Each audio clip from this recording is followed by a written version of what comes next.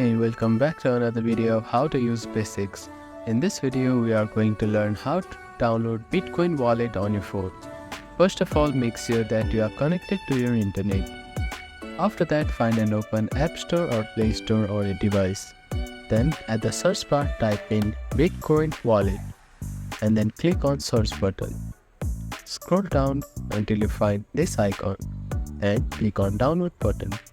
You may need to verify using a Face ID, fingerprint and password if it is the first time downloading it. After the download is completed, click on open to use the application. You can also see the application on your home screen. Click on the application to use it. So that is how you can download Bitcoin wallet on your phone. Thank you for watching this video. Please do not forget to like, share and subscribe to our channel and comment down if you have any queries.